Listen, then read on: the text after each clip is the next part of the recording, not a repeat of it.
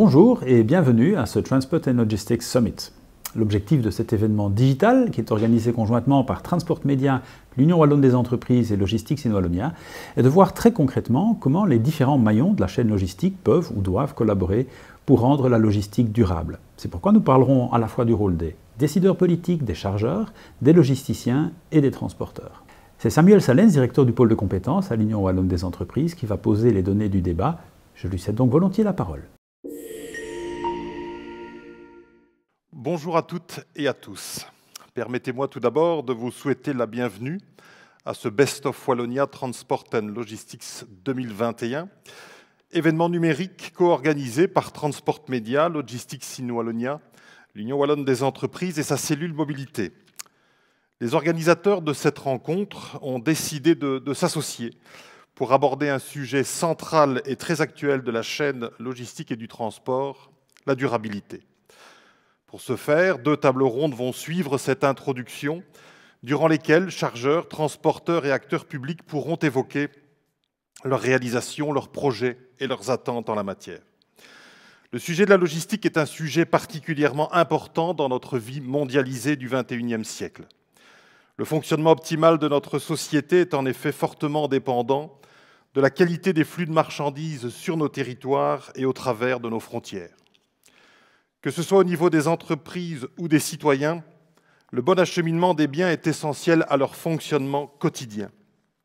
Tout événement, de quelque nature que ce soit, entravant ces flux, nous démontre très rapidement et par la négative à quel point ils nous sont définitivement essentiels. S'ils nous sont essentiels, ils n'en doivent pas moins être durables tout en restant performants. Le système de transport doit en effet, comme d'autres secteurs de la société, poursuivre sa trajectoire vers davantage de performance et de durabilité, et notamment de réduction de ses émissions de gaz à effet de serre.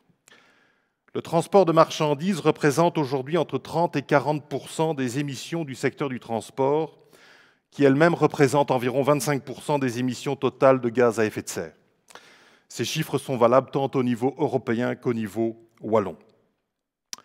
Tous les modes de transport et tous les acteurs de la chaîne sont donc concernés et la toute grande majorité d'entre eux s'inscrivent déjà dans cette trajectoire liant durabilité et performance.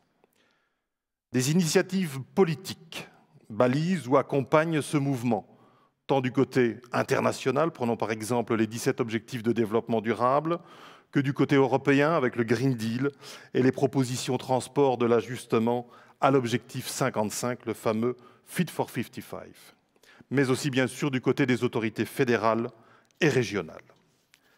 Les volontés et actions publiques et privées ont déjà permis de nombreuses évolutions très positives dans le transport et la logistique ces dernières années. La recherche, l'innovation, les évolutions technologiques, l'optimalisation des processus, l'évolution des mentalités, entre autres, ont contribué à entamer des mutations et engranger des résultats positifs dans le transport et plus largement dans les supply chains. Mais des améliorations sont encore nécessaires. Elles relèvent bien entendu des acteurs de cette chaîne, mais pas uniquement. Autorités et citoyens doivent aussi en être des contributeurs actifs. L'enjeu est de taille pour tous, et singulièrement pour la Wallonie, qui est un carrefour logistique important.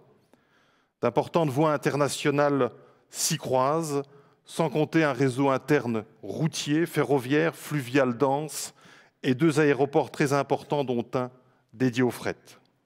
La Wallonie a dès lors en main des opportunités, mais aussi une responsabilité d'action. La Wallonie, c'est également un tissu économique et industriel en pleine évolution, dont certains sites représentent des clients majeurs pour les acteurs du transport et de la logistique.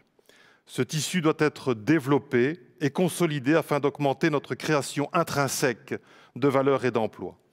C'est l'un des enjeux du plan de relance de la Wallonie, que le gouvernement a récemment présenté, mais aussi une responsabilité de la société wallonne tout entière, afin d'assurer par nous-mêmes notre bien-être collectif sur le long terme.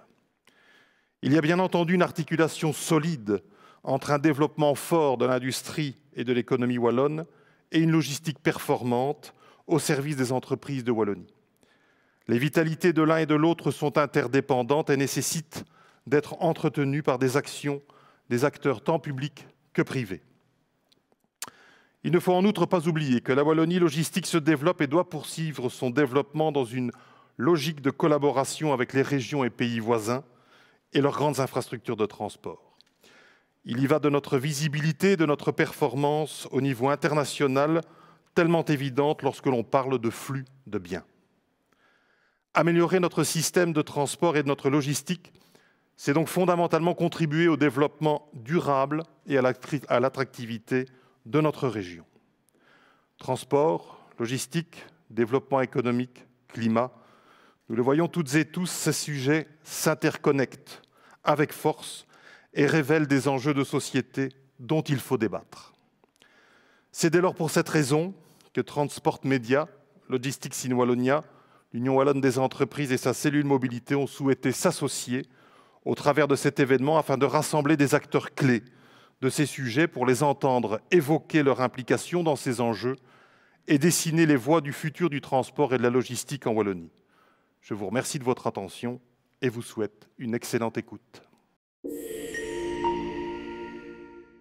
La Wallonie dispose de plusieurs leviers pour mettre en place une logistique durable. Nous avons donc sollicité 2 ministres régionaux à ce sujet et nous commençons par Willy Boursu, chargé entre autres de l'économie, de la recherche et de l'innovation, de l'aménagement du territoire et des centres de compétences.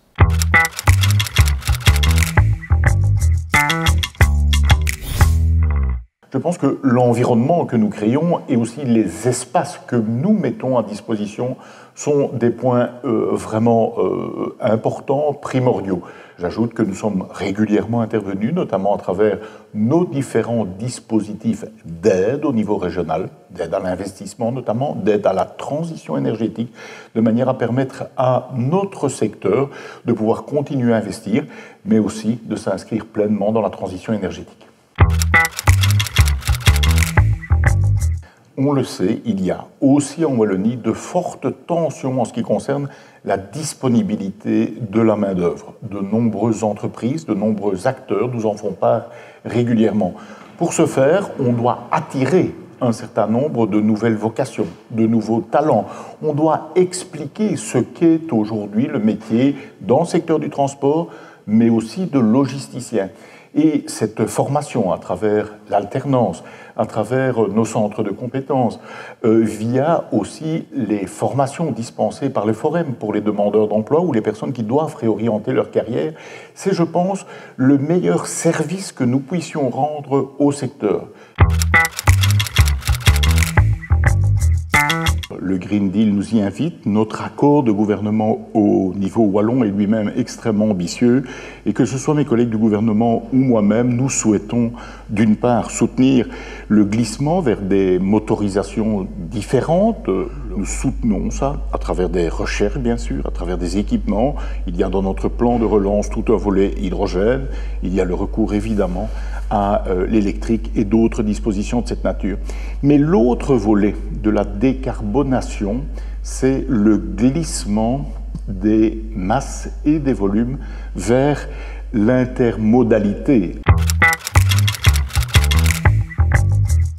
Si vous me posez la question en disant « est-ce qu'on va assez vite ?», je dois être franc et répondre non. Par rapport aux enjeux climatiques, par rapport à l'urgence des enjeux climatiques, on le voit bien, on doit manifestement, à l'échelle européenne, mais surtout et aussi à l'échelle du monde, si je puis dire, accélérer le tempo. Mais en même temps, les mutations économiques, pour être très souvent dans les entreprises au plus près de leur réalité, les temporalités d'investissement et de transformation dans des entreprises nécessite rien à faire, du temps, nécessite des investissements. On ne bascule pas une flotte comme cela en quelques mois ou en une pincée d'années. Il n'y a pas de logistique durable sans mobilité durable. Et c'est pourquoi nous avons aussi sollicité Philippe Henry, ministre wallon chargé du climat, des infrastructures, de l'énergie et de la mobilité. Voici ce qu'il avait à nous dire. Oui, évidemment, le plan de relance est là pour appuyer le déploiement wallon, également pour réussir la transition. Nous sommes dans le cadre européen aussi qui définit notamment l'objectif de décarbonation. Et donc, on a certains projets en particulier qui sont dans le plan de relance au niveau du Trilogy Port, par exemple, pour l'extension de la plateforme multimodale. On a aussi le rehaussement des ponts au niveau du canal Albert pour permettre le passage de bateaux avec 4 hauteurs de containers. Donc, ce sont des exemples de projets très importants pour contribuer à l'amélioration du transport de marchandises.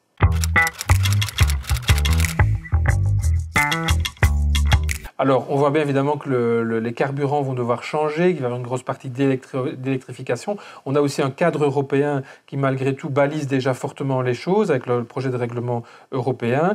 Donc, ça va se concrétiser évidemment au fur et à mesure du déploiement des infrastructures. En particulier pour l'électrification, il va aussi falloir suivre les évolutions technologiques.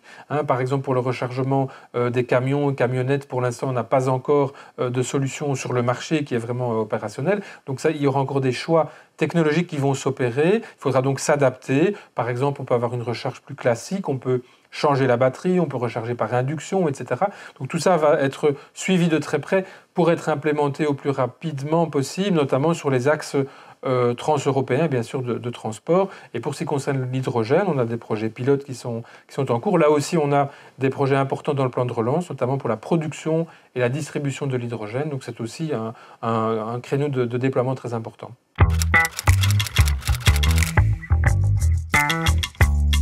Oui, alors d'une manière générale, évidemment, le transport ne s'arrête pas aux limites d'une région, surtout quand c'est une petite région comme la Wallonie. On est vite à une frontière. Donc évidemment, on se parle en permanence, en particulier à l'intérieur du niveau belge, entre les régions et également avec le fédéral.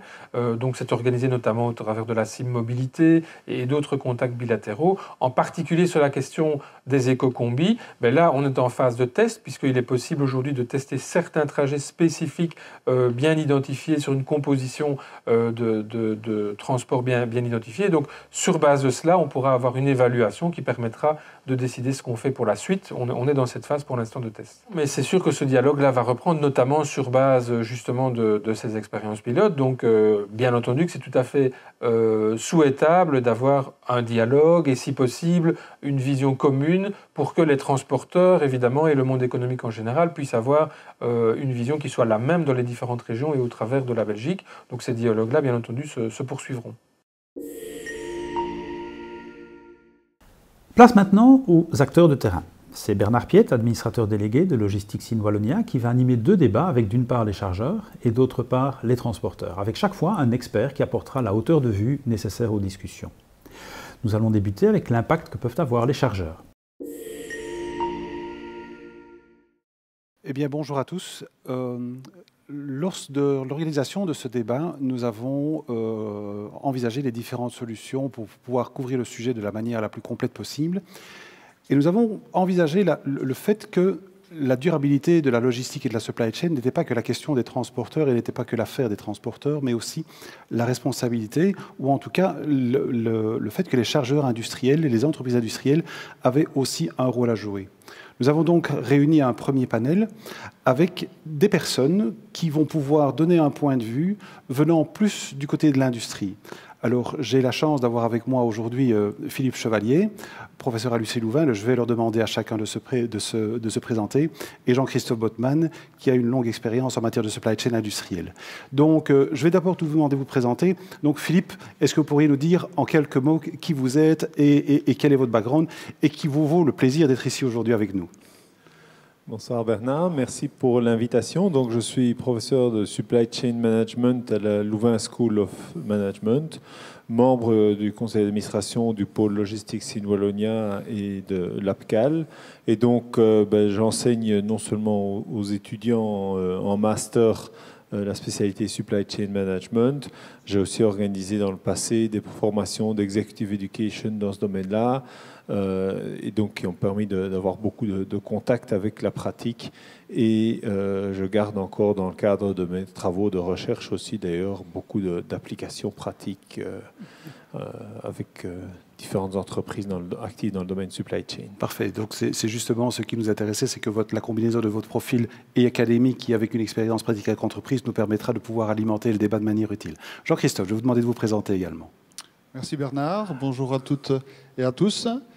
Donc voilà, je suis en charge actuellement de la supply chain de la FNR Stahl depuis 4 ans. Précédemment, j'étais le directeur supply chain d'ArcelorMittal Belgium. Donc à cet égard, j'ai eu la chance d'occuper différentes fonctions dans mon expérience professionnelle dans le cadre de la supply chain et autour de la supply chain. Donc, dans le cadre de la supply chain, des fonctions assez opérationnelles de gestion des transports et logistique, gestion de la planification des usines, gestion du service client, là on est un peu plus périphérique, proche du commercial. Et puis derrière ça, des gestions plus liées à des projets, soit projets de type ERP, MES, outils informatiques, ou des projets finalement de progrès continu liés à du lean management, à de la TPM, à du 5S, à d'autres modes d'amélioration ou de réduction des stocks, des gaspillages, etc. Voilà, et donc l'entreprise FNR Stahl, on ne la présente plus évidemment, entreprise qui est active dans le domaine de la défense et de la sécurité, et elle est d'un point de vue supply chain organisée un peu comme une entreprise automobile, je vais dire, avec une partie d'approvisionnement de composants, une partie d'achat de composants et puis une partie de montage, d'assemblage. Et c'est parfait. On va avoir l'occasion de revenir parce que justement, j'allais peut-être vous poser, Philippe, commencer par vous. Bon, les gens qui nous regardent aujourd'hui sont des gens qui, a priori, ont une certaine connaissance, mais si on devait quand même redéfinir en quelques mots, vraiment quelques mots synthétiques, la supply chain, comment est-ce qu'on peut la considérer et comment aussi faire la distinction parfois entre supply chain et logistique? Mais je dirais que supply chain, le premier mot qui vient à l'esprit, c'est la collaboration. Et donc, la supply chain, c'est toutes les activités de collaboration. Et on a évidemment d'un côté la collaboration inter-entreprise qui est liée, entre autres, à la logistique, mais pas que. Et donc, c'est déjà plus large. Et puis, il y a toute la collaboration intra-entreprise qui correspond à tout ce qui est planning, ordonnancement et tout ça, qui sont aussi liés à la collaboration. Parce que l'idée même de la supply chain, qui est de dire, pour être compétitif, il faut pouvoir voir depuis toutes les transformations, depuis la matière première jusqu'au produit final. Et donc, c'est la collaboration entre toutes les étapes successives qui vont avoir lieu qui va permettre de créer de la valeur tout autant que les étapes de transformation elles-mêmes. Est-ce qu'il est possible de pouvoir donner, je dirais même un ordre de grandeur, de la manière dont les ressources de l'entreprise, puisque ici on est dans le cas des entreprises industrielles, quel pourcentage des ressources, ou comment est-ce que les ressources d'une entreprise industrielle, donc qui n'est pas évidemment catégorisée comme une entreprise logistique ou de la fonction principale de la supply chain, mais quelle proportion des ressources est-ce que cela consomme plus ou moins? Est-ce qu'il est possible de faire une évaluation même grossière? A priori, ça concerne presque toutes les ressources. À partir du moment où on voit toutes les ressources passent à un moment donné ou à une autre, d'une étape à une autre, et donc vont être concernées par la collaboration. Et donc, on dit souvent qu'il y a les économies qu'il y a moyen de faire en termes de frais opérationnels représentent à peu près 25% des frais opérationnels, ce qui est énorme, grâce à une meilleure collaboration. D'accord. Jean-Christophe, est-ce que c'est quelque chose que vous pouvez confirmer de votre expérience en entreprise? Oui, oui, bien sûr. Donc, dans la définition de la supply chain, on se rejoint tout à fait. Moi, je parle souvent de transversalité, on parle de collaboration. On est bien dans cet ordre-là. Et donc, inévitablement, cette transversalité et les flux, du flux d'informations, d'une part du client jusqu'au fournisseur et puis du flux de matière, va engendrer évidemment un décloisonnement des entreprises, un travail en commun, et on peut dire que presque toutes les ressources de l'entreprise vont se retrouver impliquées dans le processus supply chain. Il ne faut pas confondre avec le département en charge de la gestion de la supply chain, mais la supply chain va regrouper en effet toutes les activités jusqu'à la R&D. Justement, vous avez utilisé le mode de concept de processus supply chain et de département supply chain. Comment faites-vous la distinction? Comment est-ce que vous l'expliqueriez et comment cela se vit-il au sein de votre entreprise, par exemple? Je vais dire que la supply chain va jouer un rôle de chef d'orchestre des différentes activités, où on va planifier les différentes activités de manière à organiser ces flux de production et d'information, afin de livrer les clients avec un minimum de stock dans les délais demandés. Donc, inévitablement, la fonction supply chain, le département supply chain va avoir ce rôle de chef d'orchestre. Après, dans les acteurs impliqués, évidemment, chaque producteur, chaque acheteur, chaque commercial, le marketing va jouer un rôle également dans ce flux qui dépasse largement le cadre du département supply chain, mais qui reste bien dans ce processus transversal des flux de l'entreprise. Mais dans votre expérience, et aussi Philippe, dans ce que vous voyez, est-ce qu'on peut considérer que la supply chain est parfois à sa juste place dans la stratégie de l'entreprise? Parce qu'on a parfois l'impression, et c'est peut-être aussi plus particulier aux PME, que les PME négligent peut-être un peu cette fonction-là en disant que c'est une fonction accessoire. Je veux dire, à la limite, on fait de la production, on met sur une palette et puis on expédie, mais on peut-être réfléchit de manière un peu moins stratégique. Qu'en pensez-vous? Oui, en termes de collaboration, de besoin de collaboration, évidemment, si on pense à la PME, l'origine d'une PME est souvent la TPME. Et quand une toute petite entreprise, il n'y a pas vraiment besoin d'avoir une fonction de collaboration. On voit bien, pour reprendre la métaphore de l'orchestre, quand on joue un quatuor, il n'y a pas de chef d'orchestre. Il n'y a pas besoin d'un chef d'orchestre pour coordonner Et dans une entreprise avec une dizaine de personnes, la collaboration se fait naturellement et spontanément. Et donc, le danger, c'est de ne pas reconnaître suffisamment vite la nécessité de penser à cette collaboration et d'avoir des ressources dédiées à la collaboration en tant que telle, à gérer tous les flux d'informations, etc., à tout moment dans l'entreprise pour ne pas attendre l'incendie où à ce moment-là, on se dit on n'avait pas prévu les choses. Parce que en préparant cette soirée, vous me parliez aussi de la notion de creux de croissance. À un moment ou à un autre, une PME peut être amenée à devoir croître et à un moment ou à un autre, c'est ce que vous disiez, elle doit reconnaître le moment où la fonction supply chain peut alors avoir un rôle stratégique. Oui, exactement. C'est diffus, évidemment. Et donc, il faut investir suffisamment tôt dans la collaboration en tant que telle pour ne pas attendre l'accident de croissance pour se dire tout à coup, on n'a plus pensé à la collaboration qui était naturelle et spontanée. Et donc, il faut investir des ressources suffisamment tôt pour ce qui devient une fonction, quelque chose qui était naturel, qui devient une fonction. Et on le voit en effet dans les plus grandes entreprises. Là, c'est naturel de penser que on ne sait pas avoir une collaboration spontanée d'une entreprise de plusieurs centaines de personnes. Mais entre les deux, on peut ne pas se rendre compte de la difficulté de maintenir tout le monde à la page parce qu'au début, c'était tellement naturel. Alors, vous disiez, ça semble naturel dans une grande entreprise, mais Jean-Christophe, est-ce que c'est le cas? Est-ce que dans une grande entreprise, est-ce qu'effectivement, la fonction de supply chain est souvent reconnue de manière stratégique? Et alors, un autre aspect, est-ce que aussi une grande entreprise peut alors avoir un effet d'entraînement, un effet de levier, et donc d'entraîner vers le haut aussi des PME qui, elles, peut-être, ne considèrent pas leur fonction de supply chain comme étant suffisamment stratégique? Une importance stratégique, je pense, de plus en plus. J'ai vu l'évolution sur ces dernières années, et je pense que c'est lié au challenge que les entreprises doivent relever, en tout cas les entreprises d'une certaine taille. On a des challenges assez similaires d'une entreprise à l'autre. On va parler de besoins clients, de délais de plus en plus courts, de customisation des produits. La supply chain va aider à répondre en mettant en place de l'assemble to order, des stocks de découplage. On va parler de gestion de pression financière sur les stocks, sur les optimisations de production. On va parler de taille de lot, d'anticipation, de goulot. On va aussi solliciter la supply chain.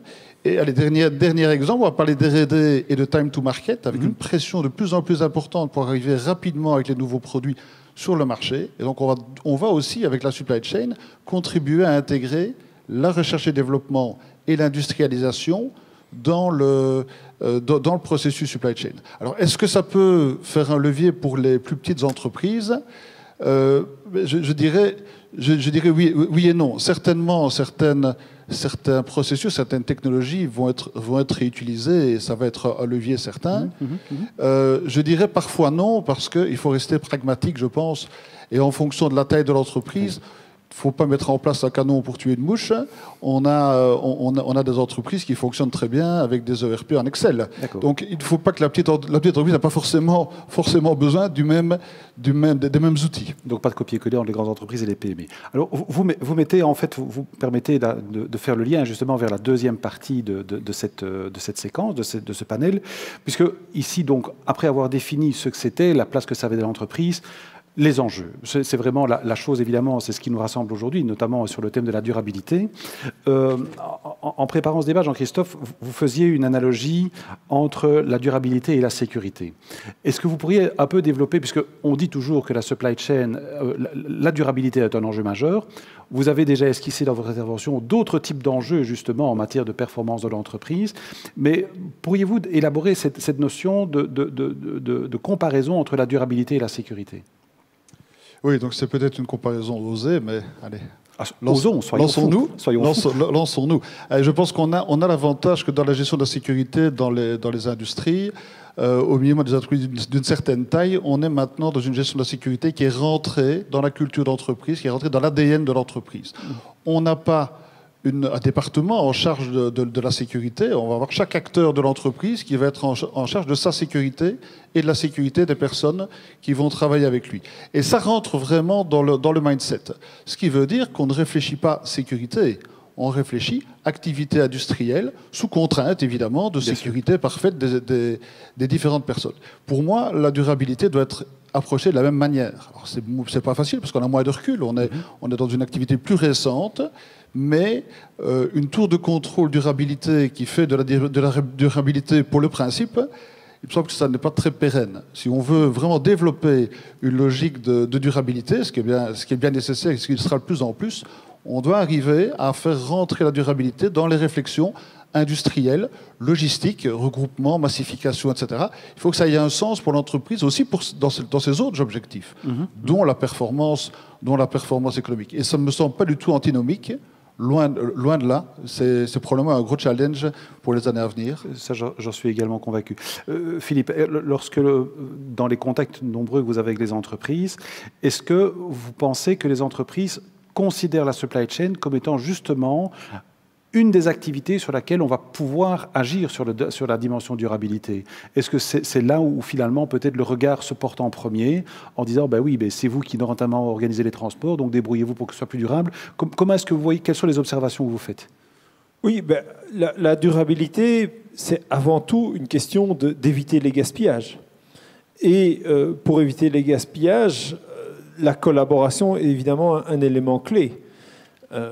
Et l'exemple typique, c'est-à-dire sans collaboration, on ne voit pas ce qui arrive, on va se retrouver inévitablement tôt ou tard dans une situation d'incendie à éteindre où tous les moyens sont bons et où on gaspille énormément. Et qui dit gaspillage dit c'est non seulement de l'argent, mais c'est souvent aussi en grande partie inefficace d'un point de vue environnemental. Parce que les deux choses, ce qu'on observe, c'est que les deux choses vont vraiment de pair. C'est clair qu'avoir un entrepôt qui ne déborde pas, c'est de la matière en moins gaspillée. Avoir un camion qui est plein, c'est évidemment plus efficace qu'un camion qui est à moitié vide. Et tout ça, on voit tout de suite le lien entre être plus efficace, gagner financièrement et l'impact environnemental que ça peut avoir. Oui, et tout en devant, Jean-Christophe, répond aux exigences du client, parce que c'est ce que vous me disiez en préparant, c'est qu'avant tout, le premier levier de transformation, c'est avant tout la demande du client, qui est aussi, lui, de plus en plus exigeant. Oui, tout à fait. Et pour répondre à ce client, on va devoir organiser en effet une supply chain avec un certain nombre de buffers de stock pour pouvoir justement optimiser le last mile et la livraison de manière durable. Et il est évident que ces transports parfois massifiés. Hein, je reprends mon expérience d'ArcelorMittal, des trains complets, des bateaux, du transbordement, des différents modes de transport utilisés. C'est aussi généralement un lead time un peu plus long pour la livraison, qu'on accepte et qui fait partie du délai de livraison normal. Évidemment, quand on a une supply chain en amont qui est désorganisée, on se retrouve à devoir gérer des urgences et à devoir bypasser cette optimisation, cette massification, livrée par des moyens qui vont être certainement moins durables et livrés au détail, alors qu'on pourrait livrer en lot. Mais comment fait-on alors pour pouvoir combiner justement, d'un côté, cette exigence des clients qui est de plus en plus importante, et avec parfois des besoins de personnalisation extrême de certains produits, et d'un autre côté, la volonté certainement d'entreprises industrielles d'avoir des productions qui soient le plus standardisées, parce que si elles sont le plus standardisées possible, elles sont forcément moins chères à l'unité produite. Comment fait-on pour pouvoir parvenir à combiner cela peut-être? Jean-Christophe. Bien, je vais dire que, allez, il y a différents outils évidemment, mais allez, une des logiques, c'est la mise en place de modes de fonctionnement assemble to order qui nous permet finalement d'avoir toute une partie de la production qui est gérée en flux relativement poussé, avec une vraie optimisation de production, une forme de standardisation, et puis derrière un découplage au bon endroit. Et ce découplage permet d'organiser la fin de la livraison dans des délais assez courts qui vont coller aux besoins du client et avec un certain nombre de spécificités clients, que ce soit la couleur, que ce soit une option, un revêtement en particulier qui va pouvoir être ajouté à la fin. Donc on va arriver à combiner finalement une optimisation industrielle avec une demande de customisation et de délais assez courts au niveau des clients. Alors, on a vu aussi, évidemment, au cours de ces dernières années, et facilité par notamment les accords de libre-échange, le fait que les supply chains au niveau industriel se sont très fortement globalisés. Et on a eu deux événements qui ont notamment mis cela de manière assez cruelle en lumière. C'est bien évidemment la pandémie. Et d'un autre côté, on a eu au mois de mars de cette année-ci le blocage du canal de Suez.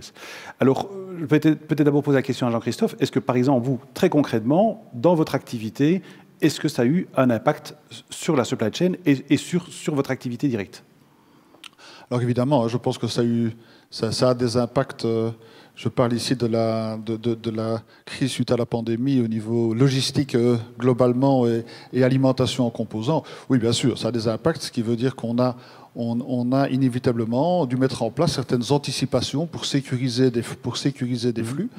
Et donc, c'est évidemment un excès de stockage qu'on va accepter à un moment, une anticipation qu'on va accepter à un moment pour éviter des pénuries éventuelles.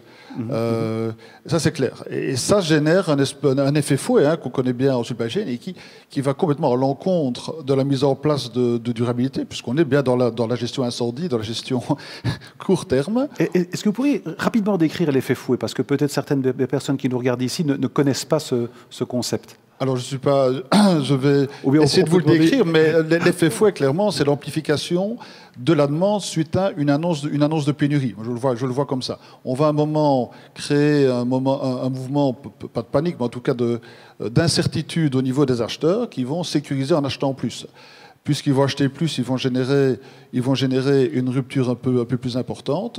Donc, ils vont acheter encore plus. Et on va finalement arriver à créer, alors je pourrais appeler ça une bulle peut-être, on va créer un besoin qui n'est pas un besoin immédiat si on est en fonctionnement en ligne, mais qui va se retrouver à un moment dans des stocks et qui va créer des pénuries et des surstocks. Oui, parce que l'effet fouet, en effet, c'est le fait, c'est ce que vous dites, qu'on achète trop et en fin de compte, après, on a trop de stock et donc on n'achète plus du tout.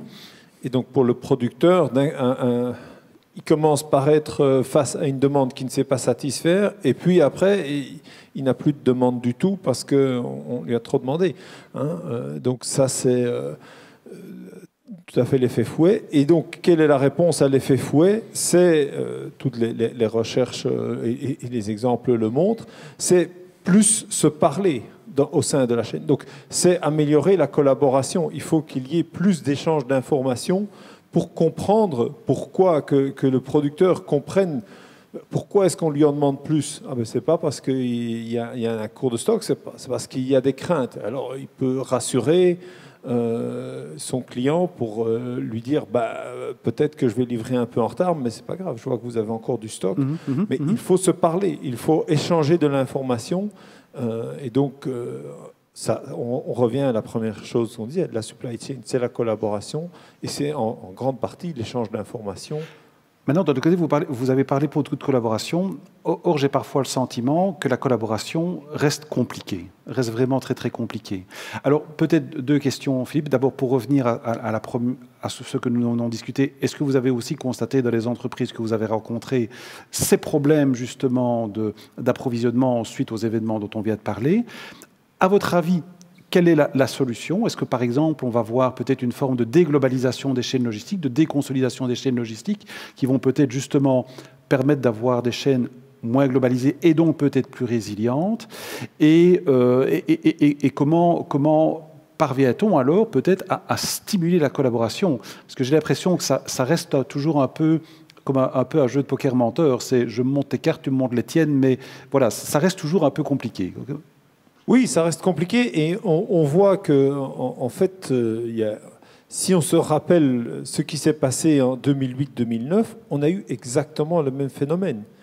Une grosse crise soudaine, pour une raison qui n'a évidemment rien à voir avec le Covid dans ce cas-là, des arrêts d'achat très rapides, le fournisseur qui se rend compte mais mon client ici n'est pas aussi fiable que je ne le pensais. Il redirige une partie de ses activités. Il dit il faut que je trouve absolument d'autres clients dans d'autres secteurs.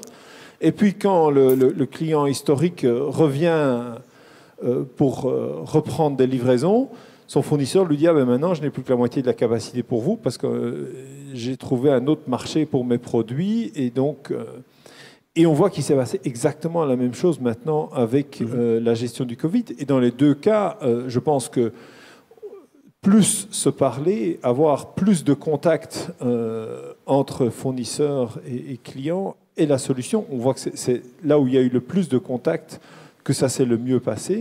Et pourquoi est-ce que ça reste si compliqué? Parce que quand tout va bien, on oublie de se parler.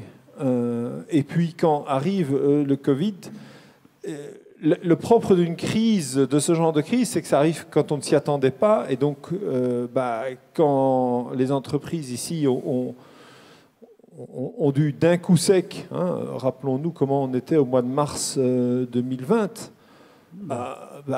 qui s'attendait le 1er mars à ce que le 17 mars, on nous dise, voilà, vous êtes maintenant chez vous, chacun, et plus personne ne bouge? Personne ne l'aurait cru. Et donc, au moment où c'est arrivé, ça a été un peu le sauve qui peut. Et lorsqu'on voit en plus avec l'augmentation des commandes en ligne qui ont aussi perturbé les chaînes logistiques de manière assez spectaculaire. Oui, mais tout ça devient prévisible quand on y pense après coup, mais au moment même, je pense que les entreprises étaient à dire oui, qu'est-ce que je vais faire avec ma ligne de production, qu'est-ce que je vais faire avec mes employés, qu'est-ce que je dois faire pour avoir droit au chômage, à régler l'incendie qui était là tout à coup. Et sans doute négliger de dire mais qu'est-ce qui va se passer après, et de dire au moment même où elle pense ce que je dois faire tout de suite, avoir en même temps des personnes qui prennent contact avec le fournisseur qui est à l'autre bout du monde. Et donc la difficulté pour moi des chaînes globalisées n'est pas la distance, n'est pas le transport, c'est le fait que c'est beaucoup plus facile de discuter avec un voisin que d'appeler quelqu'un en Chine qui n'est pas sur la même heure, qui, eux, ils étaient déjà en plein dedans au moment où ça commençait pour nous. Eux, ils étaient en plein lockdown et donc probablement pas facile à joindre non plus. Et donc pensez-vous alors, peut-être pour conclure ce deuxième bloc, que justement la pandémie que nous avons vécue va impulser de nouveaux choix en matière de supply chain des entreprises? Est-ce qu'elles vont reconfigurer leur chaîne logistique? Bon, on parle beaucoup de réindustrialisation. Je pense qu'il y a encore une série de difficultés et d'obstacles à surmonter pour voir une vraie réindustrialisation. Mais peut-être que le rapatriement de certains stocks, la création de certains stocks déportés est peut-être une solution. Mais est-ce que vous pensez que ça risque d'avoir un impact durable qui permettra peut-être aussi d'augmenter la durabilité des transports? Oui, mais je crois que c'est quelque part plus la durabilité. Et il y a quand même la COP26, on n'a quand même que 9 ans pour diviser nos consommations de ressources, nos émissions par deux. Et donc, je pense que ça commence à faire réfléchir tout le monde pour ne pas se retrouver en 2029 en disant, bon, maintenant, on doit tout faire en un an. Jean-Christophe ? Moi, je pense que c'est encore un autre argument qui montre l'importance de plus en plus grande de la supply chain dans les différentes fonctions de l'entreprise, puisque cette communication avec les fournisseurs et avec parfois les fournisseurs des fournisseurs, elle n'est pas impossible. Alors, on ne peut pas forcément tout régler, mais je pense que c'est vraiment quelque chose qui va vers une meilleure intégration en termes de communication dans la chaîne logistique des besoins avec les fournisseurs. Je suis assez convaincu. Alors, la FN a la chance d'avoir un vivier d'entreprises wallonnes et dans le Benelux avec des compétences fantastiques pour nous approvisionner une bonne partie des matières. Donc, évidemment, on a moins ces problématiques d'approvisionnement très longue durée. On les a, mais on les a moins. Et donc, inévitablement, on crée ces relations avec les fournisseurs qui doivent normalement nous prémunir, en tout cas, d'erreurs de communication trop flagrantes, puisqu'on va vraiment échanger sur les besoins à court terme. Je pense que c'est aussi une des valeurs ajoutées de la supply chain dans le futur, de créer ces liens avec l'amont et l'aval, parfois. Donc, à nouveau, vous faites parfaitement le lien donc, pour le troisième bloc et le dernier bloc de ce panel. Qui sont les outils de la transformation. Donc les outils, on a d'abord parlé de la collaboration. Alors on a dit que la collaboration, ce n'était pas toujours simple, mais a priori, Philippe, vous me disiez aussi en préparation que c'est peut-être parfois plus simple dans certains secteurs que dans d'autres. Pourquoi ? Oui, ben, la collaboration peut s'aider c'est de l'échange d'informations, et donc la digitalisation peut beaucoup aider. Il faut quelque part améliorer les modèles de prévision pour voir ce qui va se passer, pour de nouveau, j'en parlais tout à l'heure déjà, éviter de se retrouver dans la situation d'incendie, ce qui veut dire anticiper, avoir des outils meilleurs. Et une illustration de ça qui parle peut-être à tout le monde, c'est de se repenser à l'évolution de la fonction de transport de personnes de type taxi. Depuis qu'Uber est arrivé, la perception est complètement différente. Si vous vous rappelez, avant Uber, on téléphonait à une centrale de taxi où il y avait un opérateur qui savait vaguement où étaient les taxis et vous disait peut-être bien, oui, je pense que dans 20 minutes, il y a quelqu'un qui peut être à votre porte, mais qui après dispatchait par radio pour savoir quel était le taxi le plus proche, qui ça allait être. Depuis que Uber, en fait, c'est une carte. On voit sur la carte où il y a des embouteillages, où sont les voitures, et on peut tout de suite imaginer quand un taxi pourra être disponible. Ça a complètement changé la manière de faire le matching, d'anticiper ce qui va se passer. Et donc, dans la logistique, il faut réinventer des tas de fonctions comme ça. C'est évidemment d'autres choses, mais on a maintenant une quantité d'informations disponibles incroyable. Et avec cette information, il faut inventer des nouveaux business models pour faire le business autrement et avoir cette meilleure anticipation. Vous me disiez aussi, Jean-Christophe, en préparation, que donc Philippe vient d'utiliser le terme digitalisation. Digitalisation, c'est un peu le buzzword dont tout le monde parle. Je pense que par contre, vous êtes très attaché au fait qu'il faut aussi ramener la digitalisation à ce qu'elle est réellement, à savoir ne pas substituer l'objectif, le moyen par l'objectif en tout cas. Oui, c'est évidemment le danger, puisque beaucoup de communication autour du 4.0, de la digitalisation. Et derrière, je pense qu'il faut rester pragmatique et faire des choses qui ont du sens. Évidemment, moi, quand j'entends parler de modèle de prévision, de track and trace, à une autre échelle que Uber, hein, mais ça me parle évidemment énormément.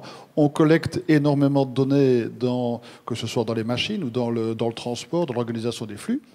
On doit être capable de les gérer, et ça demande des outils performants qui doivent être développés, qui sont, en ce qui nous concerne, en cours de développement, et ça peut ouvrir beaucoup de portes. Et ça peut ouvrir de la porte on n'est pas que dans de la supply chain, on va faire de la prédictive maintenance.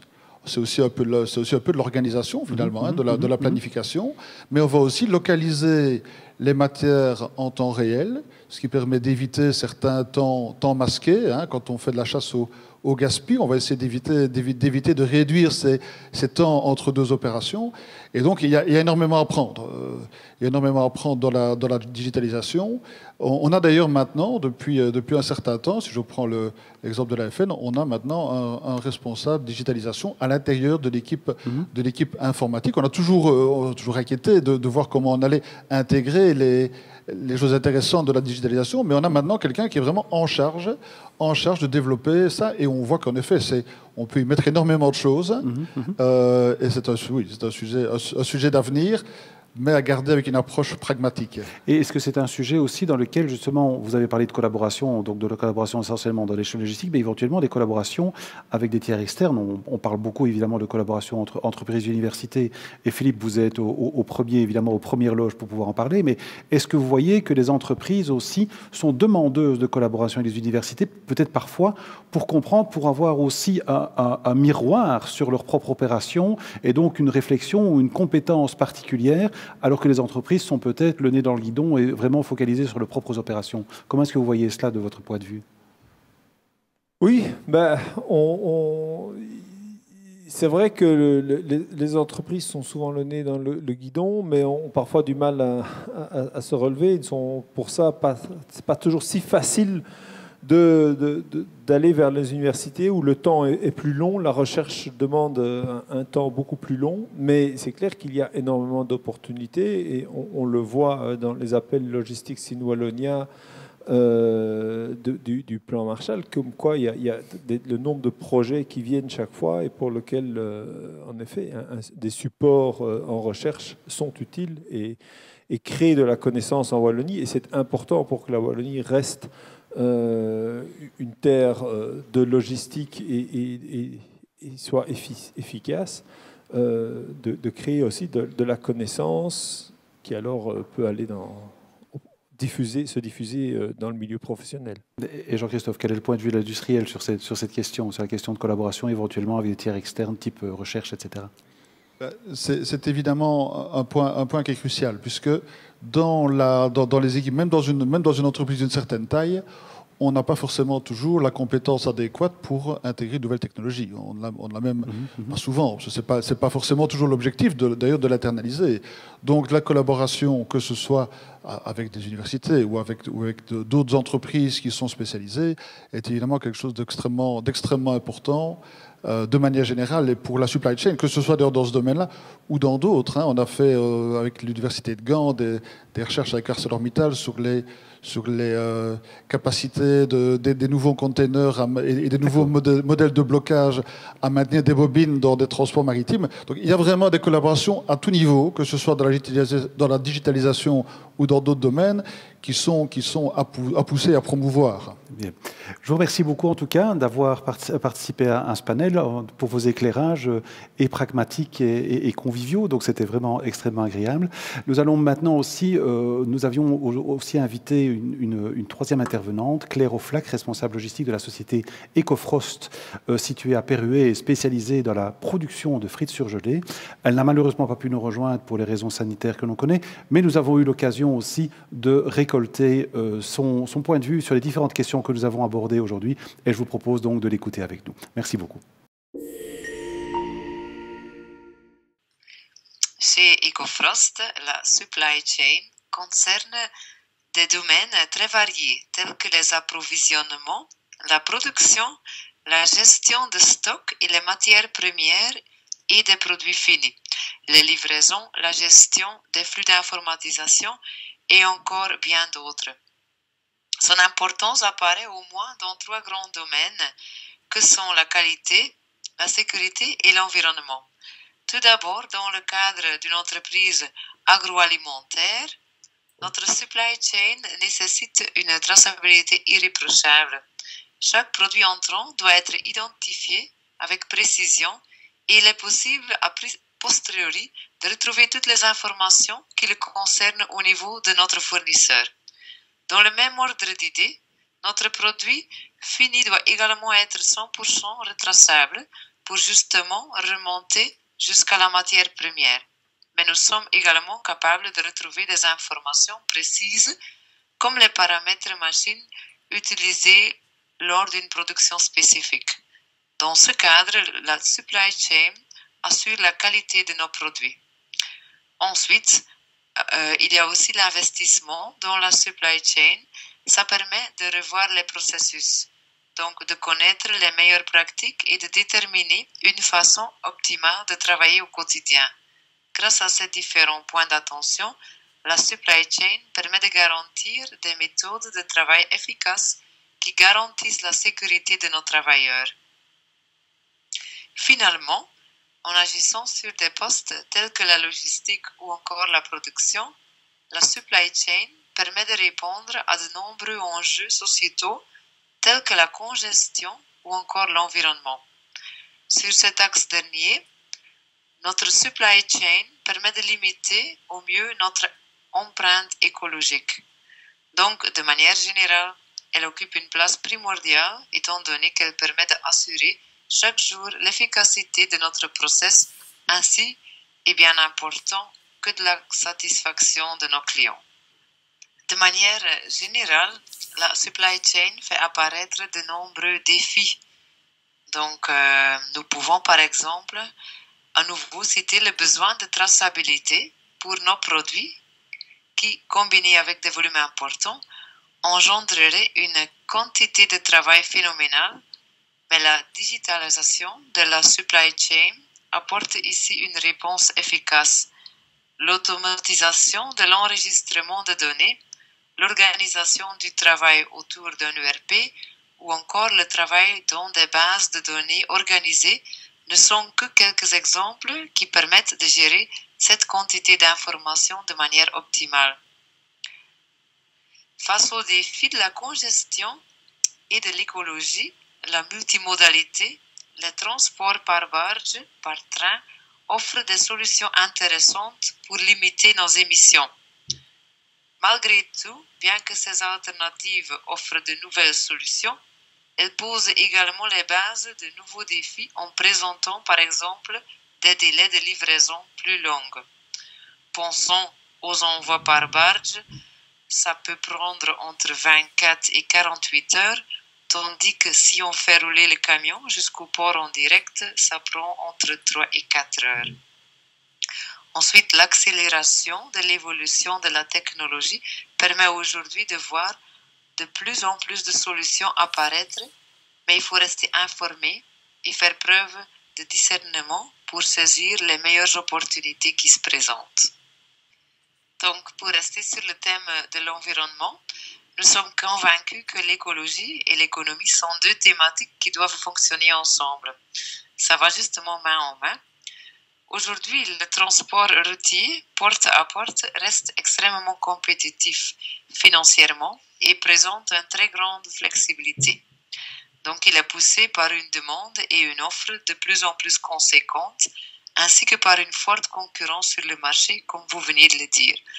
Les autres solutions, par contre, sont encore sous-exploitées. Les volumes plus faibles ne permettent alors pas toujours de présenter des tarifs aussi plus attrayants, ni de solutions aussi flexibles. Pensons encore aux trajets plus longs via barge. Néanmoins, nous pensons que le développement progressif de certaines de ces solutions permettra très certainement à l'avenir de proposer des solutions bien plus intéressantes pour des entreprises comme la nôtre. En tout cas, c'est ce qu'on espère.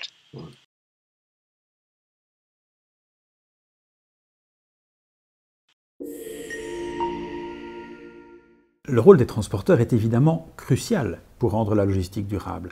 En ce moment, les transporteurs font face à une multitude de défis, comme la pénurie de personnel, mais aussi à des choix qui vont se révéler cruciaux. Je vais parler des propulsions alternatives, de la digitalisation et peut-être des véhicules autonomes. Je laisse à nouveau la parole à Bernard Piet et à ses invités. Bonsoir à tous.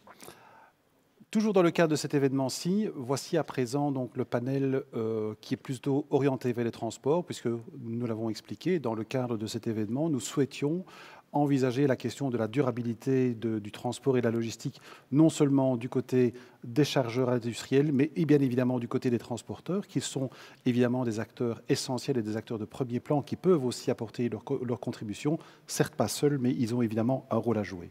Alors aujourd'hui soir, j'ai donc la chance d'avoir deux personnes avec évidemment deux profils différents, mais qui vont être extrêmement complémentaires, et vous vous en rendrez vite compte, pour pouvoir débattre de la question donc, de la contribution des transporteurs en matière de la durabilité des transports. Et nous ne parlerons pas que de transport routier. Donc nous avons avec nous Étienne William, directeur général du SPEMI, et ainsi que Corentin Nicolas de la société Glass Partners. Donc je vais vous demander de vous présenter. Étienne, pourriez-vous vous présenter pour les personnes qui nous regardent ce soir? Bonjour Bernard, bonsoir. Étienne William, je suis directeur général du service public de Wallonie. Mobilité et infrastructure, donc je dirige une organisation qui est un service public qui est riche de près de 4000 collaborateurs. Nous développons nos missions autour de la stratégie de la mobilité, donc travailler en Wallonie pour développer la stratégie de la mobilité, conseiller le gouvernement et mettre en œuvre un certain nombre d'actions en matière de transformation, notamment de mobilité et d'atteinte d'objectifs environnementaux, qui est un sujet clé de la rencontre de ce soir, mais également opérer en tant que gestionnaire des réseaux d'infrastructures, des réseaux routiers, des réseaux de voies navigables, mais également des réseaux de mobilité active, mais également des réseaux de télécommunications. Tout ça en termes d'investissement, en termes de maintenance, mais aussi d'exploitation, puisque nous exploitons ces différents réseaux, notamment au travers du PEREX 4.0. Et puis enfin, une dimension aussi en matière de réglementation et de régulation dans les matières de la mobilité et du transport. C'est parfait. Donc, justement, ça vous permettra de pouvoir aborder aussi, justement, les aspects réglementaires, donc le cadre dans lequel les entreprises de transport veulent opérer. Corentin, je vous laisse vous présenter. Bonjour à tous. Donc, je m'appelle Corentin Nicolas. Je représente la société Glass Partners Transport. Je suis administrateur de la société et je représente la 3e génération. Donc, c'est une société familiale. On a 170 véhicules, principalement dans le transport de verre, comme le nom l'indique. Au quotidien, mon rôle est plutôt financier. Je suis en train d'étudier la reprise de la société, donc je passe un petit peu par tous les rôles actuellement. C'est bien, parfait. Merci beaucoup en tout cas de vous être libéré pour ce débat. Alors nous avons donc décidé de diviser ce débat en 3 grands blocs de questions. Alors la première question, à la limite, ce serait presque une lapalissade pour un transporteur. Un transporteur n'aime pas voir ses camions, évidemment, qui roulent à vide. Forcément, c'est une inefficacité évidemment patente. Néanmoins, est-ce que réduire les kilomètres à vide, c'est si facile que ça, Corentin? Qu'en pensez-vous? Dans notre cas, on a un transport très spécifique. Donc, on transporte du verre, donc il n'y a pas de possibilité d'optimisation, ou très peu. Donc, on ne peut pas dire recharger une autre matière. Donc, dans nos remorques, on ne peut prendre que du verre. Donc, forcément, ça implique plus de kilomètres à vide. Donc, on essaye d'optimiser d'autres manières. Donc, par exemple, pour les entretiens, quand on doit faire un entretien, on vient chercher les camions chez nous, 3 véhicules en même temps. Donc, ça permet de ne pas envoyer 3 véhicules au garage séparément. C'est donc un plateau remorque qui amène les 3 véhicules directement au garage. Et quand on parle d'optimisation, dans notre cas, je parlerai aussi d'optimisation de capacité de chargement. Donc avant, on travaillait avec du matériel plus lourd, donc moins de capacité de chargement. Et donc maintenant, on prend 10% en plus au niveau de notre transport. Donc ça permet de réduire le nombre de véhicules, pas directement le nombre de kilomètres. Aussi, ça réduit même directement le nombre de kilomètres. Oui, parce que, Étienne, il y a toujours une limitation, évidemment, au niveau de la charge utile des véhicules. Je veux dire, un véhicule ne peut pas faire n'importe quoi. Enfin, on ne peut pas mettre n'importe quel chargement sur n'importe quel véhicule. Effectivement, on est là dans une réglementation qui est une réglementation européenne, avec des avancées ou des difficultés qui sont survenues récemment sur le franchissement des frontières, mais notamment avec la France. Mais effectivement, la masse maximale autorisée est aujourd'hui de 44 tonnes. On entend qu'il y a un certain nombre de velléités quelque part au niveau européen de travailler sur cette matière-là, et évidemment, la Wallonie s'intégrera dans ce concept. Mais la Wallonie, depuis maintenant quelques années, et je me souviens de nombreux échanges il y a de nombreuses années déjà avec l'Union wallonne des entreprises en général et Samuel Salens en particulier sur la mise en œuvre des éco-combis. Et donc on est aujourd'hui, les éco-combis, c'est une réalité en Wallonie, c'est une réalité à l'échelle du Benelux avec différents partenaires. où nous sommes dans le cadre d'expériences pilotes, mais d'expériences pilotes au long cours, puisque de manière annuelle, depuis maintenant près de 4 ans, nous avons un certain nombre de transporteurs qui nous ont sollicité. On a un cadre légal qui le permet pour organiser du transport en éco-combi. Est-ce qu'on peut, peut-être pour les gens qui ne sont peut-être un peu moins familiers, rappeler rapidement ce que c'est un éco-combi? Un éco-combi, c'est quelque part sortir de la norme et avoir des transports dans un véhicule qui est soit plus long, soit plus lourd que les dimensions normalisées habituelles, et de faire en sorte ainsi, grosso modo, si on est sur le transport routier, bien entendu, d'avoir finalement 2 transports là où on aurait dû en avoir 3, je dirais, dans les grandes lignes. Faire en sorte aussi que ça n'est pas nécessairement du pondéreux, c'est peut-être simplement du plus volumineux.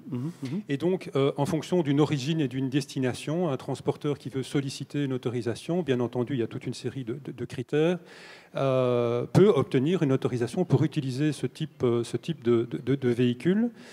Évidemment, tout ça est observé à la loupe. Tout d'abord, évidemment, sous l'angle du critère environnemental global du transport. Oui, parce qu'il ne faudrait pas que ça fasse concurrence au transport routier, au transport fluvial, au transport ferroviaire, par exemple. Et donc, d'être bien certain qu'on n'est pas en concurrence avec un autre mode de transport qui est plus respectueux de l'environnement, donc la voie d'eau ou le fer. Et à partir du moment où, effectivement, il n'y a pas cette concurrence, on observe évidemment un certain nombre de paramètres, c'est-à-dire la qualification du chauffeur, la qualité du véhicule. Et donc, en fonction des origines, destinations, du type de transport, on peut autoriser ce type de véhicule et de transport. Tout ça fonctionne dans un contexte en Wallonie avec une évaluation annuelle sur l'angle de la mobilité, sur l'angle de l'environnement, sur l'angle de la sécurité routière, du respect du critère de la non-concurrence avec d'autres modes de transport plus respectueux de l'environnement. Et donc tous les ans, on fait un rapport et c'est globalement très positif. Justement, quelles sont les grandes conclusions? Et puis après, nous viendrons aussi sur une autre disposition qui est aussi la disposition des 50 tonnes, qui peut être éventuellement intéressant dans le cadre de transport de produits plus lourds tels que le verre. Mais quelles sont les grandes conclusions, en quelques mots, de l'expérience éco-combi jusqu'à présent? Mais pour ce que nous concerne, on estime que c'est positif. Évidemment, il faudra prendre un peu de recul et les expériences pilotes pourront se développer jusqu'en 2025. C'est positif avec un certain nombre de nuances. Évidemment, il y a un pas à franchir dans le chef du transporteur puisqu'il doit former de manière spécifique un chauffeur. Il faut qu'il ait un matériel qui soit tout à fait à la pointe et tout à fait particulier. On constate aussi, malgré le fait que nous parlons dans un contexte Benelux, on constate aussi que les modes de délivrance d'autorisation ne sont pas encore suffisamment homogénéisés. Est-ce qu'on peut espérer des avancées à brève échéance dans ce domaine-là? À brève échéance, je ne pense pas, mais on travaille. Le contact est établi. Pour l'instant, qu'est-ce qui bloque en fait? Mais pour l'instant, à l'échelle du Benelux, nous avons trois partenaires, donc la Hollande, la région flamande et la région wallonne. Le Grand-Duché de Luxembourg et la région Bruxelles-Capitale ne sont pas encore embarqués dans le projet. On est en dialogue. Les philosophies n'ont pas été nécessairement les mêmes dès le départ. Il y a eu des chronologies quelque part d'entrée dans ce projet éco-combi qui ne sont pas partis au même moment. Mais donc on travaille en commun. L'important, c'est que la continuité de l'itinéraire et le franchissement des, entre guillemets, limites d'entité est possible. Donc l'autorisation se fait sous un mode différent, mais par contre, un itinéraire qui part de Wallonie et qui va en Hollande en passant par la Flandre est possible. Donc là, il n'y a vraiment pas de souci par rapport à cela. D'accord, c'est un message important. Et alors, donc on en parlait, il y a donc une autre disposition qui a été prise par la région wallonne, qui est l'autorisation donc des 50 tonnes de masse maximale autorisée. Est-ce que vous pourriez nous donner un bilan à ce niveau-là? Et puis je poserai la question à Nicolas, à Corentin, pardon, si c'est quelque chose qui, lui, peut éventuellement l'intéresser dans le cadre de produits plus lourds. Ici, ce sont des autorisations qui sont faites sur des zones spécifiques et des transports spécifiques. On n'a pas encore suffisamment de recul pour effectivement dresser aujourd'hui un bilan de cette opération, mais c'est quelque chose que l'on suit de manière très fine avec les transporteurs concernés et avec les industriels qui sont derrière. D'accord. Alors, Corentin, justement, donc, comme on vient de l'évoquer, donc la région wallonne, alors évidemment dans un cadre extrêmement spécifique que Étienne vient de rappeler, mais est-ce que pour vous, notamment, l'augmentation, évidemment, dans des limites qui sont raisonnables de la masse maximale autorisée, est-ce que c'est quelque chose aussi qui vous permettrait à vous de pouvoir augmenter, donc optimiser vos transports et donc par-delà aussi améliorer notamment la performance environnementale et économique de vos activités? Ici, dans notre cas, il n'y aura pas d'application dans le sens où on fait très peu de transports nationaux. Donc, vu que cette mesure est uniquement wallonne, on ne saura pas l'appliquer. Et d'un autre côté aussi, au niveau du matériel, il y a une question de place au niveau de nos remorques. Donc, il n'y a pas de possibilité de mettre plus de verre actuellement. Ok. Est-ce qu'il y a dans votre activité qui est spécifique, dont vous avez parlé d'autres, donc notamment par exemple de toute la logique d'entretien, notamment des véhicules, est-ce que vous voyez, ou bien peut-être aussi pour vos collègues transporteurs qui sont dans d'autres domaines, des possibilités d'optimisation? Est-ce que, par exemple, les transporteurs, parfois, parlent entre eux de collaboration entre... On connaissait qu'il y a des échanges, des réseaux d'échange de flux, des réseaux tels que Astre, par exemple, mais est-ce que vous entendez parler de collaboration qui, parfois, se mettent en place en transporteur, ou est-ce que vous considérez que c'est quelque chose qui reste compliqué, parce que le métier de transporteur reste un métier quand même, parfois, un peu un métier d'indépendant? Donc, comment est-ce que vous voyez cela? Alors, surtout vous qui êtes de la nouvelle génération qui va venir, qui monte dans les entreprises. Il y a des plateformes d'échange de fret, donc je pense que c'est une très bonne chose, mais on reste souvent concurrents et donc on n'ose pas toujours avancer assez loin parce qu'on a en face de nous un concurrent potentiel et donc on a tous nos petits secrets et donc on ne peut pas donner toutes les informations, donc je pense que ça reste un peu limitatif. Après, comme vous avez parlé par exemple de Astre, il faut alors avoir un cadre clair entre transporteurs pour éviter ce problème de concurrence qui pour moi, est un des gros points problématiques. Et je comprends. Est-ce que la région serait aussi heureuse de voir des initiatives qui permettraient de voir des collaborations plus accrues entre transporteurs ?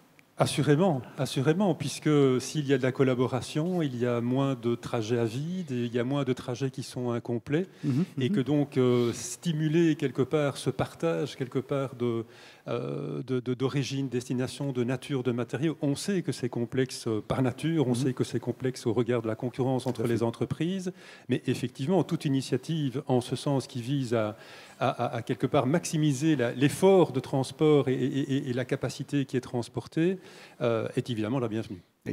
Alors, on va passer au deuxième bloc de questions et donc, de notre débat. Et donc, on va plutôt s'attarder à la question des propulsions alternatives et des motorisations alternatives.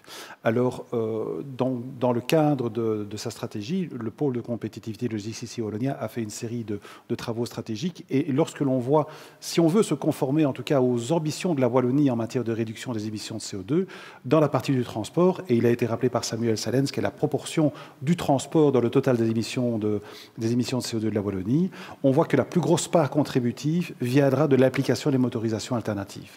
Alors, au début de cette année-ci, une étude a été menée qui s'appelait Fuel for the Future, a été menée par le VIL, le Vlaams Instituut voor de Logistiek, ING, Logistics Wallonia et la Haute École Thomas More d'Anvers. Donc nous avons fait une étude qui a interrogé une série d'entreprises. 170 entreprises ont répondu.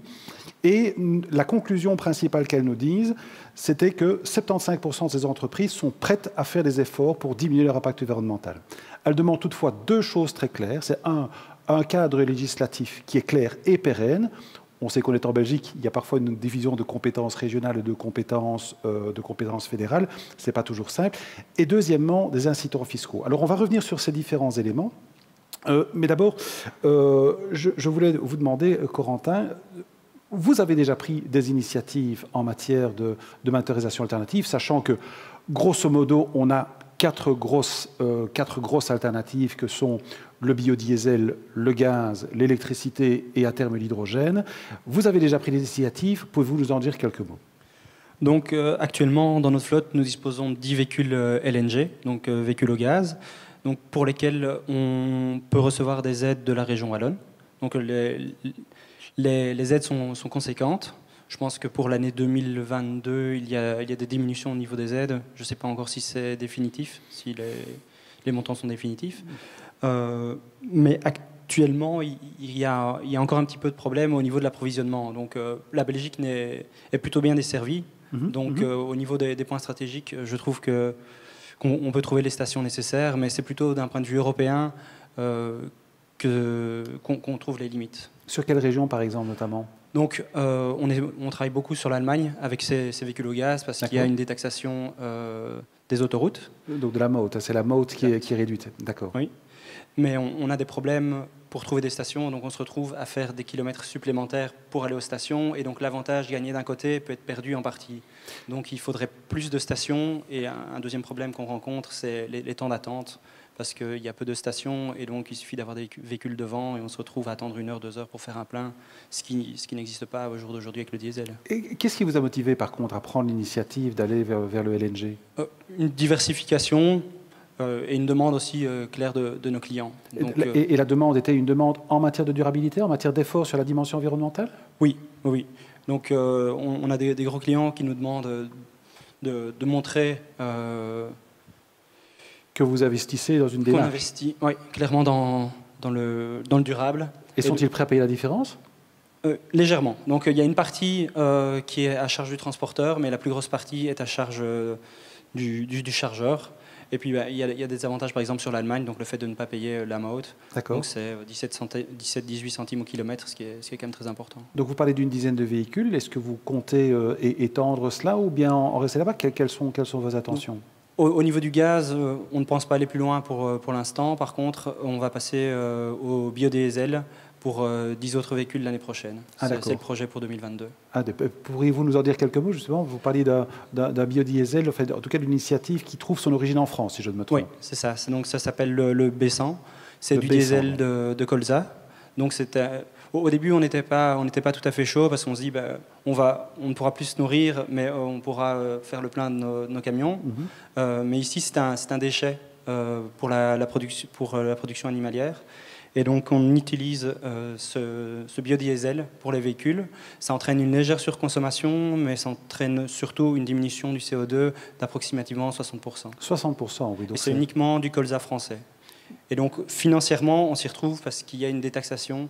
Donc, les accises, la TICPE en France, donc c'est l'équivalent des accises en Belgique, est réduite sur ces véhicules et on se retrouve à un coût fort proche du diesel. Oui, donc on se retrouve justement, Étienne, ici un peu dans ce mélange de compétences régionales et fédérales. Donc, je ne vais certainement pas vous demander, certainement pas vous demander de vous engager, certainement pas vous demander de vous engager pour le fédéral, évidemment, mais au niveau régional, qu'est-ce qui est mis en place justement pour essayer de pouvoir stimuler ces motorisations alternatives? Corentin a abordé notamment l'aide notamment à l'acquisition de véhicules neufs. Donc, qu'est-ce que la région fait pour le moment et qu'est-ce qu'elle envisage éventuellement à l'avenir? On sait que notamment des initiatives ont été mises dans le plan de relance qui a été approuvé au niveau européen. Donc, quelles sont les initiatives de la région? Alors effectivement, la Wallonie n'est pas inactive dans cette matière-là et on sait qu'il y a un certain nombre d'incentives qui sont à disposition des logisticiens pour transformer leur flotte. Les plans d'aide à la transformation des flottes sont là effectivement depuis de nombreuses années et ont encore été renouvelés l'année dernière pour une période de 4 ans. Mais évidemment, nous avons à quelque part suivre et anticiper toute cette transformation de la logistique et des différentes motorisations, que ce soit sur la voie d'eau ou que ce soit sur la route, faire en sorte d'adapter notre cadre réglementaire et qui est largement évidemment inspiré du cadre européen et qui est largement aussi inspiré par les développements technologiques, puisque là derrière, il y a de la technologie, il y a de l'anticipation de choses qui arriveront dans quelques années et à plus long terme.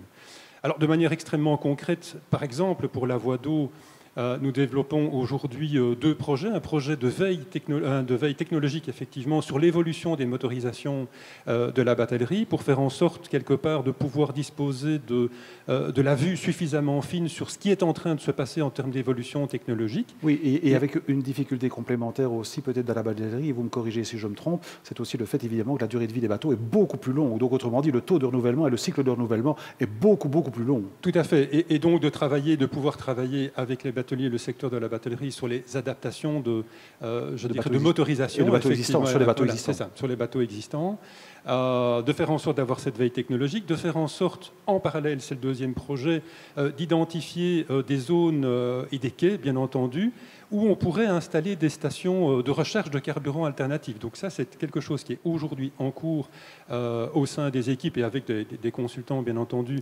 au sein de la Wallonie. Et des stations qui pourraient alimenter indistinctement soit des bateaux ou éventuellement les camions. Absolument, dans une vision tout à fait multimodale. Donc effectivement, on serait dans une logique où on aurait des pôles de distribution de carburants alternatifs connectés à la voie d'eau, connectés à la route, bien entendu. La Wallonie ne va pas se positionner elle-même comme distributeur, fourniteur de carburant, mais l'idée est là d'identifier les zones sur lesquelles, avec des opérateurs industriels et sur base je dirais, de concessions, de marchés, de faire en sorte qu'on puisse les positionner sur nos réseaux d'infrastructures.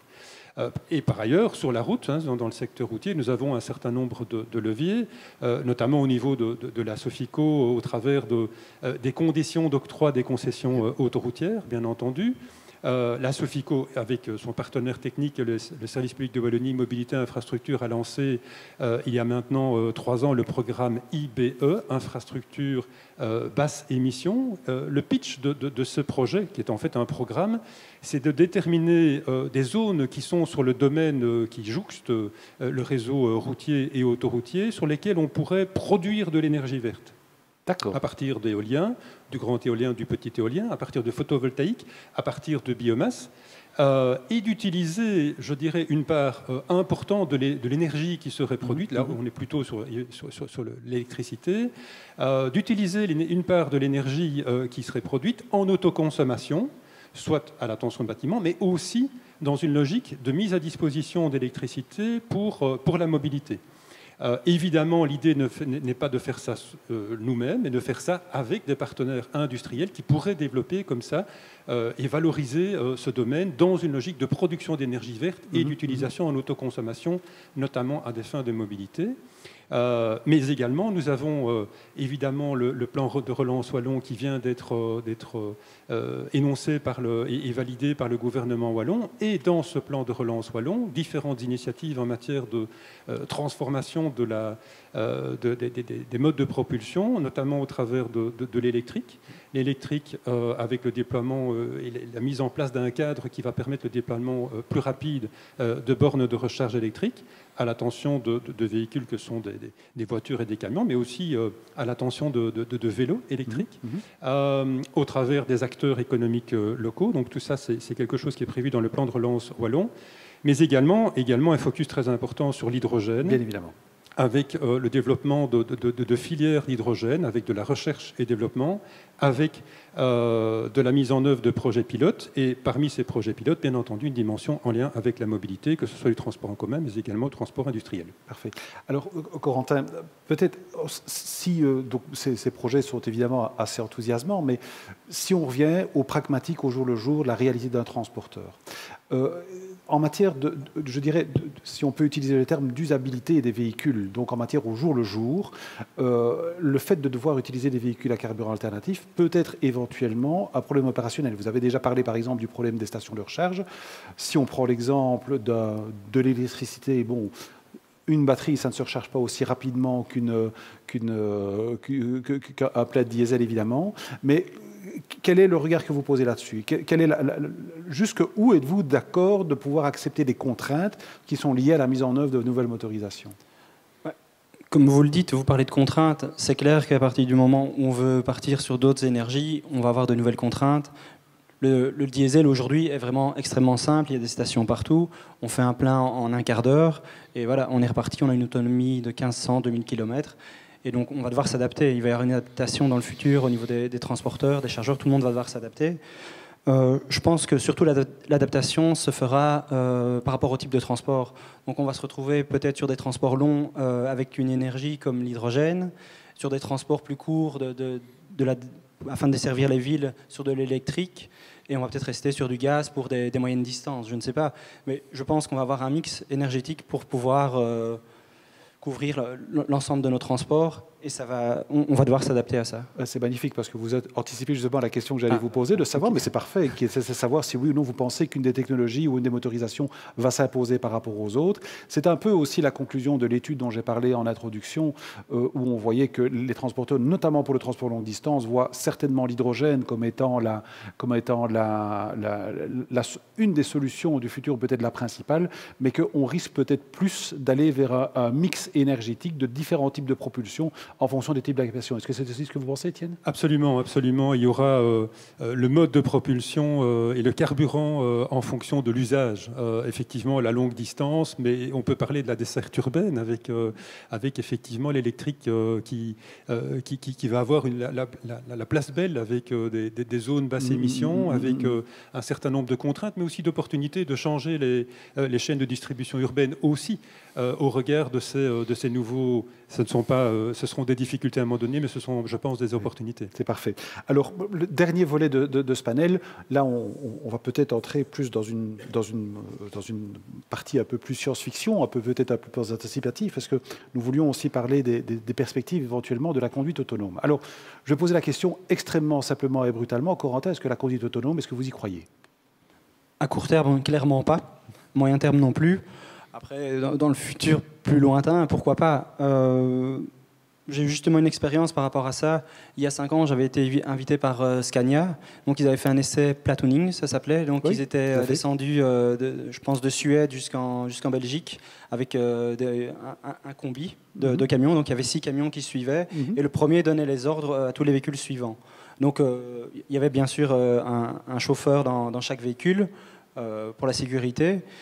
Et donc, je parle de ça il y a 5 ans, si je ne me trompe pas. Et depuis lors, personnellement, je n'ai plus entendu parler de développement. Il y a des développements qui en tout cas, pas dans ce sens-là.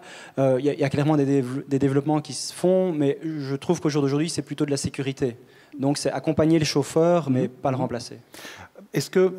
Mais bon, il peut y avoir plusieurs explications par rapport au fait que ça ne s'est pas déployé. La première explication, peut-être le fait qu'il n'y a pas de démonstration d'un gain économique par rapport à ce platooning, puisque ce que l'on dit au niveau du platooning, c'est que ce que ça permet de s'adapter aux conditions de circulation, donc d'éviter les accélérations brusques, les coups de frein brusques, et donc de lisser notamment l'utilisation énergétique du véhicule.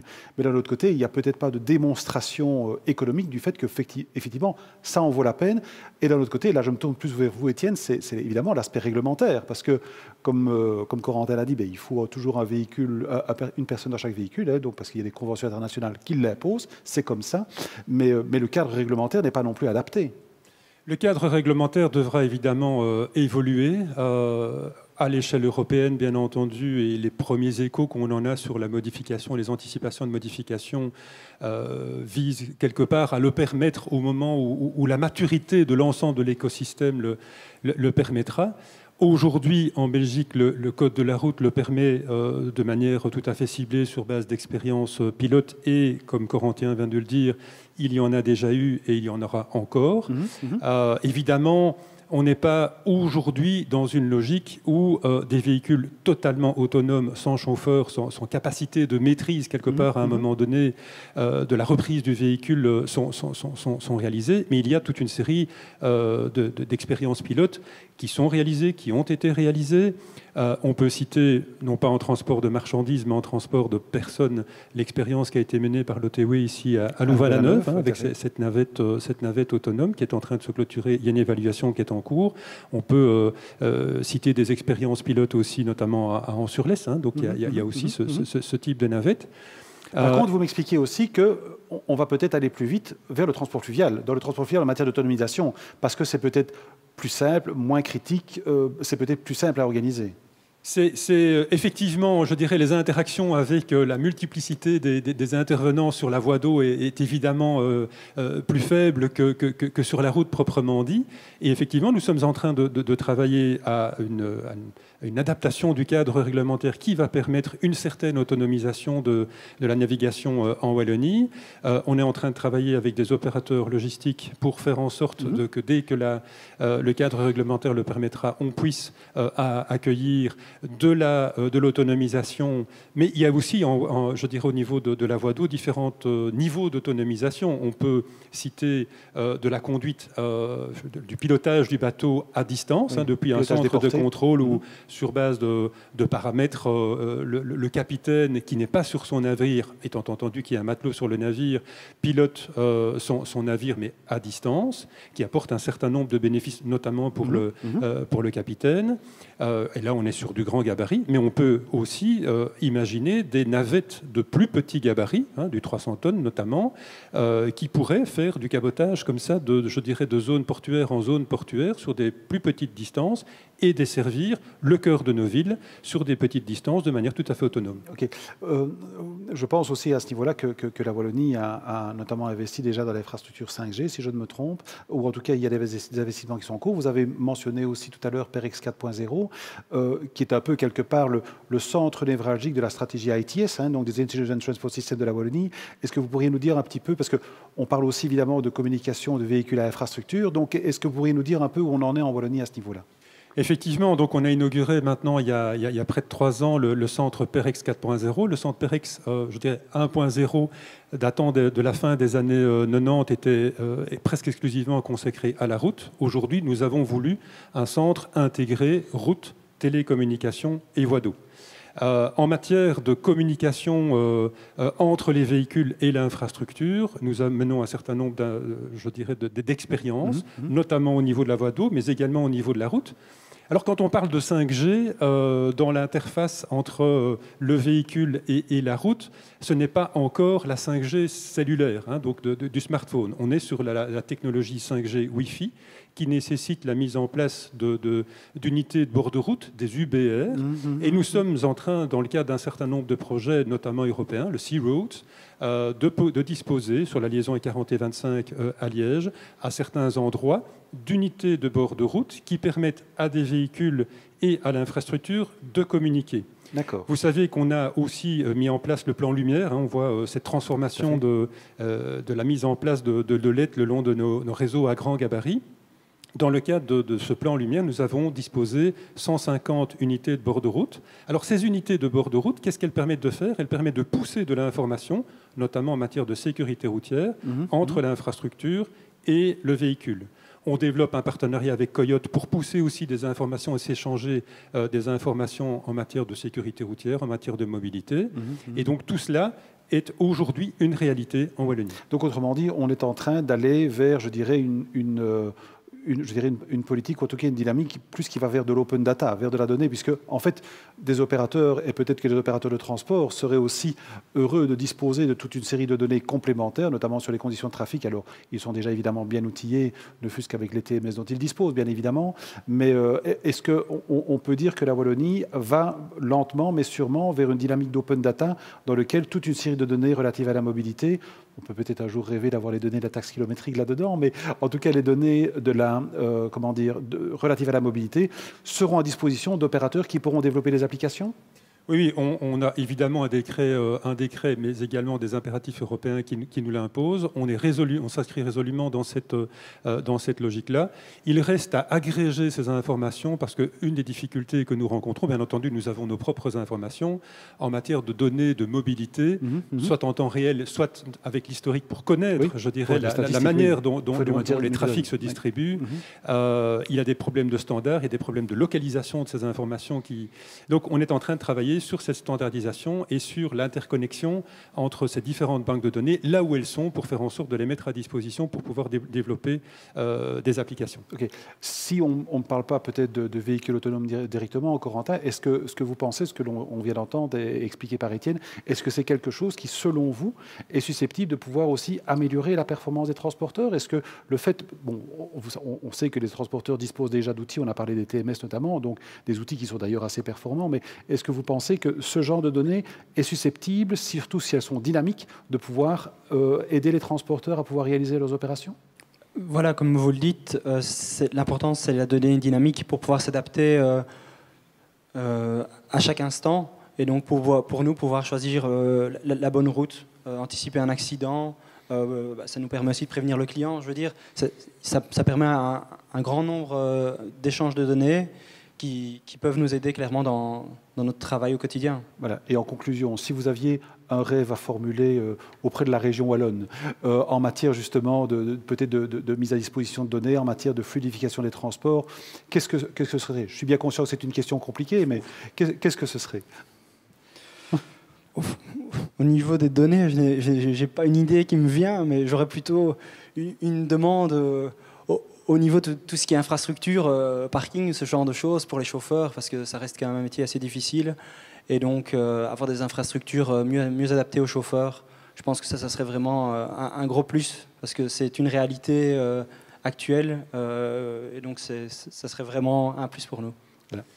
Message entendu, on y travaille depuis de nombreuses années. Je pense que vous aurez noté qu'on a, sur de très nombreuses aires autoroutières, multiplié parfois par 2, parfois par 3 le nombre de places. On sait que c'est encore insuffisant. On sait aussi que c'est un facteur d'insécurité et de confort de base, je dirais, pour le chauffeur. Et on sait aussi que c'est un facteur d'insécurité pour le trafic routier lui-même, lorsque des poids lourds doivent obligatoirement se stationner, et ils se stationnent dans des endroits où ils ne peuvent pas se trouver. Sans compter les éventuels risques aussi en matière de criminalité, mais ça c'est un autre débat Absolument. Que nous n'aborderons pas aujourd'hui. Voilà. Je vous remercie en tout cas de vous être prêté au jeu, d'avoir répondu avec franchise, ouverture et bonne humeur à mes questions, et je vous souhaite en tout cas à bientôt, une bonne soirée, à très bientôt. Merci beaucoup, au revoir.